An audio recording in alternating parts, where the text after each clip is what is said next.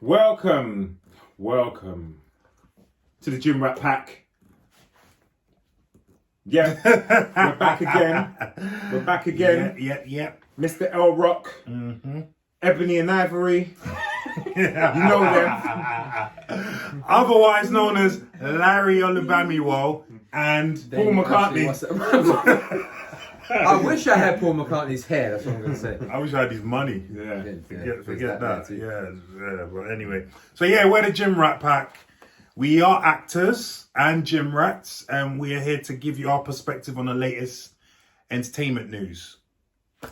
Whatever that may be. Exactly. So, without further ado... Yes. Let's go. Right, we're Let's dive diving in. Let's go. Okay. So our first topic is going to be a continuation of one topic that we did earlier in the last show, which is the Alec Baldwin film shooting. And we have gathered some more information since then. And it turns out that the gun was real. Which is... I still can't get my mind around that. How do you have a proper gun on set to use to work when you're supposed to have a prop gun?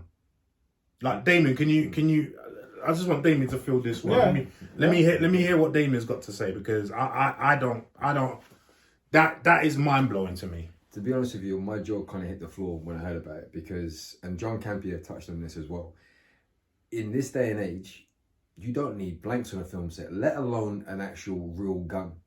It's been released recently. There were 500 rounds that are currently being looked at by the Sheriff's Department. Is it Arizona or Atlanta? Where is it being filmed? No, New Mexico. New Mexico, sorry. Yeah. And from that, they haven't distinguished yet how many of those rounds were actually live. The fact you've got live rounds on a film set in the first place, that's a huge red flag for me. But the fact you've actually brought a real firearm to the set, taking into consideration the background of the armourer, and the fact that she was pushed to be an armourer, having never been an armourer before. There's a lot of red flags in the whole thing. From the fact that you've had 2 misfires from the stunt double. The misfire wasn't him pulling the trigger. A misfire is a gun goes off.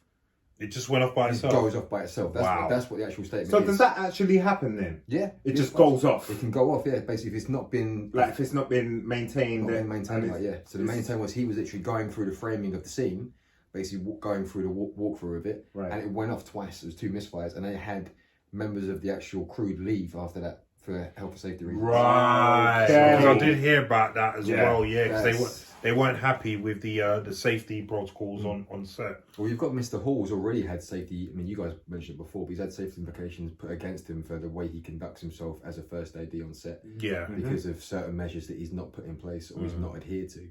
And the fact that he never checked the gun before he handed it over to Baldwin. He would have seen live rounds in it. So he hasn't checked it. And everyone that's going, Baldwin should check the gun. As an actor, if you do any changes to a firearm once it's handed to you, you're liable. You're not culpable. Yeah. And I was explaining this to a girl who wants to be an actor, an actress. And she's from Estonia. She's not familiar with the bigger market. And she kept saying, "Oh, well, if it was me, I would, I'll check it first. I'll have them check it in front of me." I said, "Listen, there's no time for that. There's literally money's going every second. They don't have time for that." And she's a subscriber as well. So, but just to let you know, that wouldn't happen. And I told her if she insisted on it, she wouldn't be working. No. You wouldn't be working. Let me just say one more thing. Go on, bro. No, it's you. You filled it, man. Yeah, no. What do you think? No, well, first of all, just jumping on the part that you said. Okay. Most of us actors check it for what? I don't know what I'm looking for. Right. Yeah. So, but then she also said, she would get the armourer to shoot it in front of her. We're not shooting. They don't have time for that. They don't have. I'm just being honest. I'm cast for a job. You're doing this, you're doing that. Stand there, do this, hold that, shoot that. Okay, cool. Yeah. No problem. Yeah. I'm good.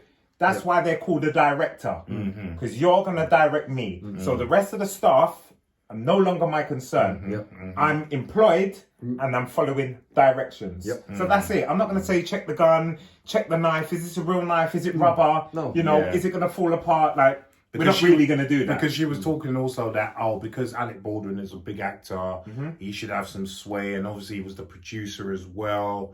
But he wouldn't be the only producer. And even if you are a big actor, you still have people to answer to. And in a big, you know, in a Hollywood environment, no one person is bigger than the actual project. Put it this way. The actor gets paid by somebody. Somebody writes that check. What check are they getting? Yeah? What check are they getting? And you always got to remember that. Everyone's got answer to somebody. You know, and in regards to like autonomy, it's not, there's got enough people on set in specific positions that will be taking care of that. That's not on his radar. My remit is, even as a producer, I'm making sure things run okay for the film itself, then I'm acting. I'm not going to be on set as the first AD, acting like a first AD, doing all the checks. And for those who don't know what a first AD is, unlike a director who's basically calling the shots and what looks in the frame, the first AD is a person making sure everything else is running okay on set. David Halls, or is it David Halls his name? Yeah, David Halls, who's the first AD. He had a duty of care to the people on that set when the firearm was given to him before he passed it over the Baldwin to check that weapon. Now, the fact it's even being classed as a weapon, that people have been saying, oh, he's handed a weapon. If an actor is handed anything, it's a prop. The fact that someone says he's handed a weapon already says to me that you knew that was a real gun. You don't, there are no weapons on set. You're there to look after, like when you do fight choreography, you can have an amazing martial artist on set. He's not there to beat the shit out of the other actor. He's there to work and make sure he's safe when you're doing the choreography. That's plain and simple. So when an armourer hands you a gun, they're not handing you a gun. So everyone goes, oh, he should have shot it off camera and no one should have been behind all this, I'm sorry, but stupid shit. No. At the end of the day, when someone hands you a prop, it is a prop. It is not anything that is going to harm anyone. So the fact that Baldwin has fired a live round from an actual gun on a film set is horrifying, because that could have been anyone. That could have been a child. I'm literally saying to you, that could have been a child in a film. Who's a 14-year-old kid being given a gun for a film that's about a child who kills someone and shooting a cinematographer. What conversation are we having then? It's exactly that. Is it the child's fault?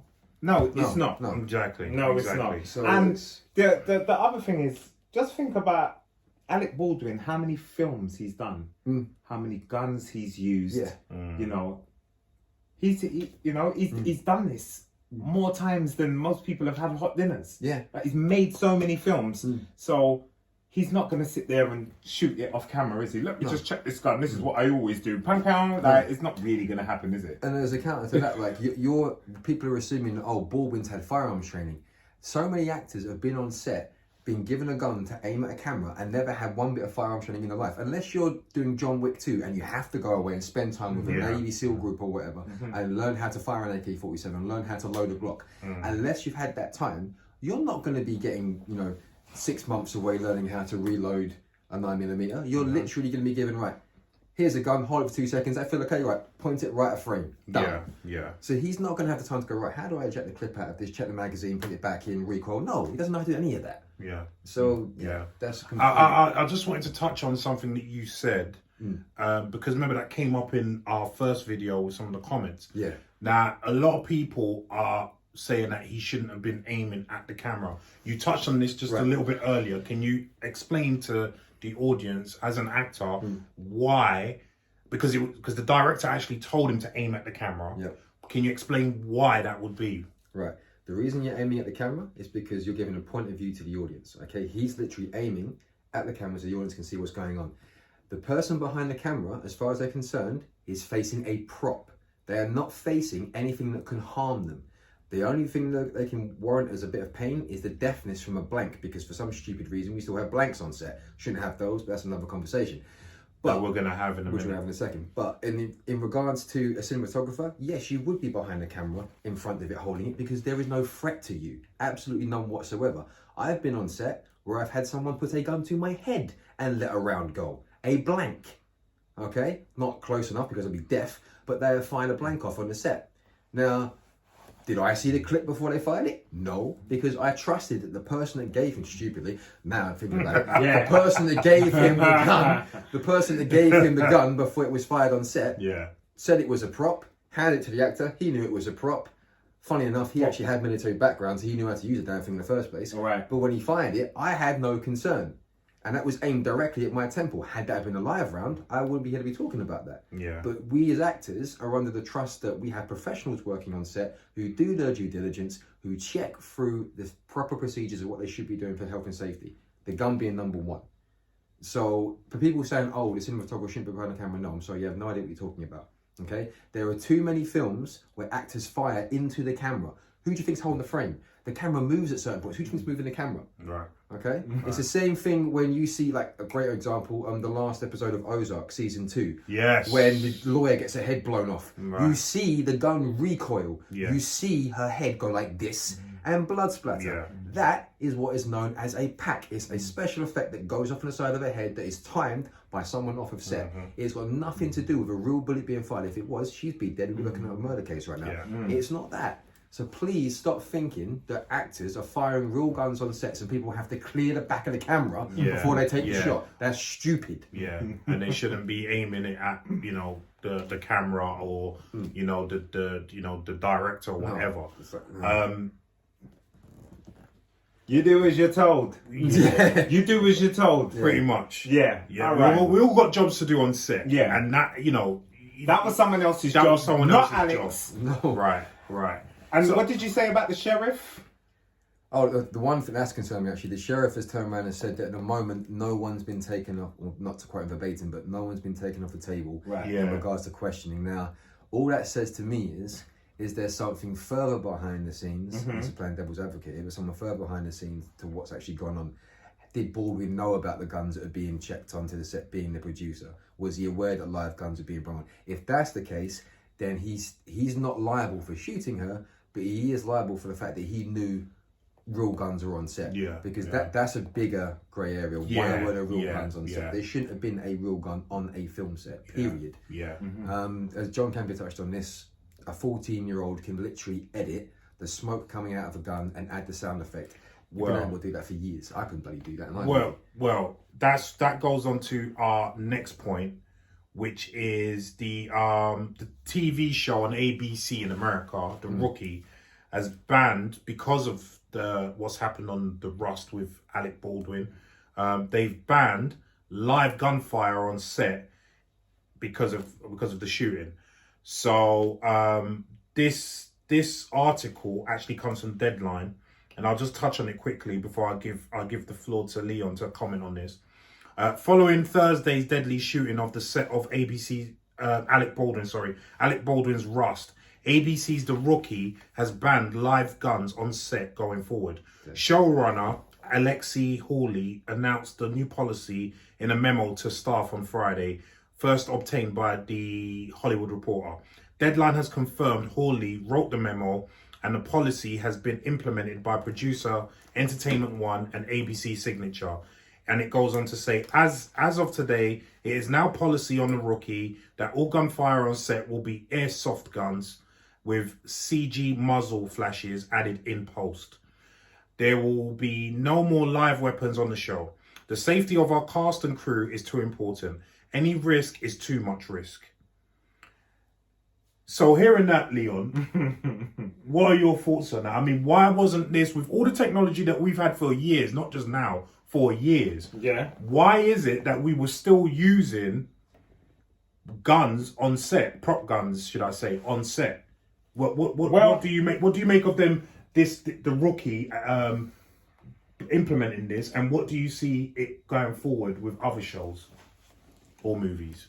You see, me personally, I'm going to be very unpopular now. Go on. Because I feel, once again, it's a massive knee-jerk reaction to an isolated case. It happens, yes. It does happen. Many things happen. I'm talking when stunt drivers, what we don't see is stuntmen break their back, their neck, they die. All the time for little things, little mistakes, whatnot. It's part of the thing, yes. But for me, like, I feel like that it's just a knee-jerk reaction. Like, oh, we're banning all guns. If people were doing their job, we wouldn't be banning anything. I think sometimes just ruling things straight out is just not always the answer, because you know, make people accountable. So what is your job? It is your job to make sure. No, I hear you. You know, like, you've got a point. No, that's all I mean. But then, don't you think that going forward, that this is the best thing to be implemented with the technology that we have now with CGI? That this is the best way going forward. I think for me, no. And the reason I say that is because I like the authenticity.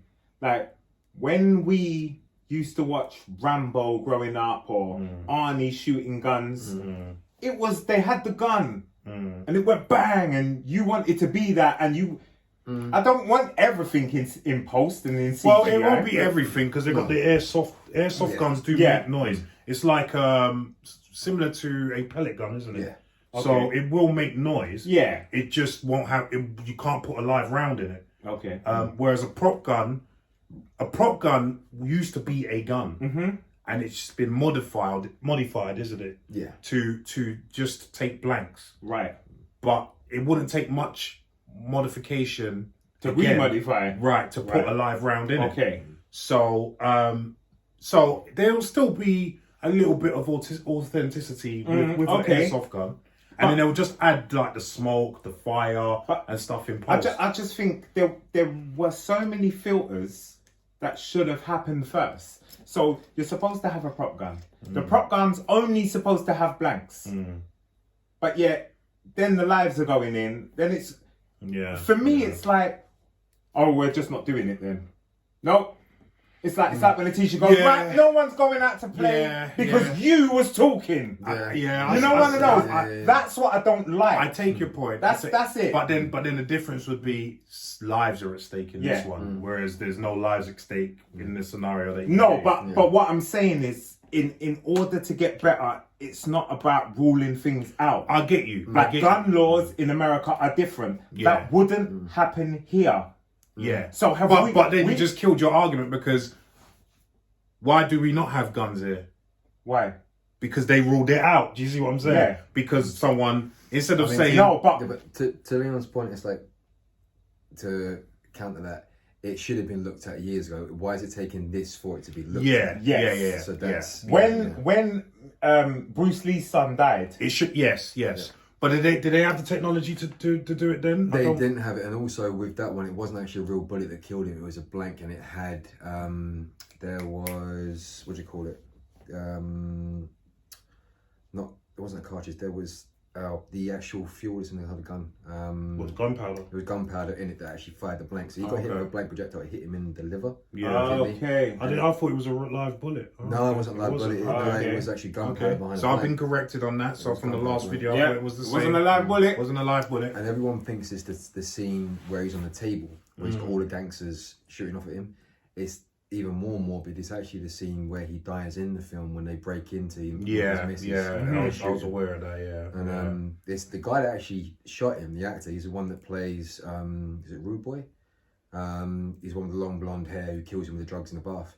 He didn't act for like 15-something years after that. Yeah, his next appearance wasn't until Flash Forward, and he looked drawn out in that series Flash Forward, and he said like it ruined him. Yeah, I can imagine. And that's what people forget. Like, Baldwin's got to live with that. Going back to your point and what was touched on, like Leon makes an astute point. It's like it is this knee-jerk reaction. It's the blanket ban. But to the same point, it's like, why hasn't this been discussed 10, 15 years ago? Yeah. You've had the technology for such a long time. Yeah. Is it the fact that there's some kind of gun lobbyist that going, you know what, we can put some money forward to your film to produce it if you use some of our stuff on your set? Is that being looked at? You know, that's a possibility. You know, and it wouldn't surprise me, because they get their fingers everywhere from politics and whatnot. So if they've got which Hollywood is synonymous with doing, if they've got their fingers in films that's going, you know what, we'll supply you with such and such gun and help put some money towards the film. As long as you make sure this Smith and Wesson is showing up in a side profile. It's like, okay, the live rounds managed to get through because they weren't checked when they got brought in. Yeah. And we already know that the film of Baldwin was under budget and they were strained anyway. Yes. So that because then that kind of, because Baldwin was one of the producers on it, so obviously he had something to do with the budget. So it could be after the investigation, it could be that they do look at Baldwin. I'm not saying they are. I'm not saying. I'm just giving scenarios. Exactly. Who we don't knows? know. And that's what I said in the first video. You don't know. Yeah, I mean, what's going on behind there? More and more information's coming out, all the time. We don't know if we're Baldwin revisiting. cut corners. No. We don't know. Did he cut we don't corners? know. We don't know. Did anybody cut corners? I'm not saying it's Baldwin. But... Yeah, no. We just we don't know, and that's the problem. And I take your point. Like, it shouldn't have taken this to implement CGI, and I'm glad that the TV show, The Rookie, the people behind it have implemented it. But yeah, why is it taking this long to do that? That's the and you mentioned something very interesting, Damien, that I think a lot of people should really think about, which is gun lobbyists saying, "Oh, use our weapons," and that I never actually thought of it like that. That's actually. I mean, it's a suspicion. It's a possibility. Yeah. Like if that's the case, it wouldn't blow my mind to find out there is a possibility. Yeah.